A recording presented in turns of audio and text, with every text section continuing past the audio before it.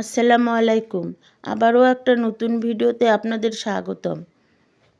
আশা রাখি আপনারা ভালো আছেন। আলহামদুলিল্লাহ আমিও ভালো আছি।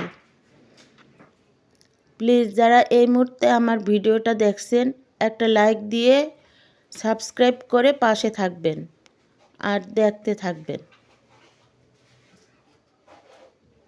আলুর ডাল বানাচ্ছি। আলুগুলো প্রথমে সিদ্ধ করে নিয়ে তারপর এই যে ডাল করে এখন বাগার দেব।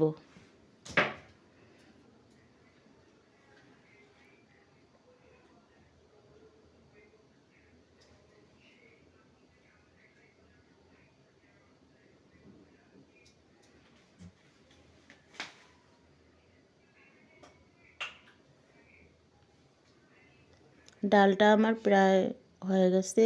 আর এই ডিমগুলো আমার বাড়ির মুরগির ডিম। এখানে 3 রকম মুরগির ডিম আছে। দেশি আছে, টাইগার মুরগি আছে, আর একটা আমরা তো সোনালি বলি, আপনারা যে কি বলেন, যেটা পাকিস্তানি, ওটাও আছে। এগুলো একদিনের ডিম।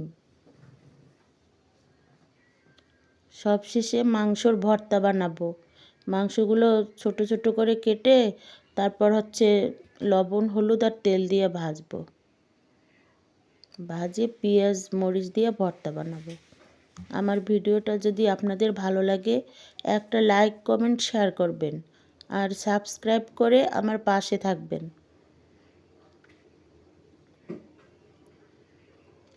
আপনারা ভালো থাকবেন, আমার জন্য দোয়া করবেন। আল্লাহ হাফেজ।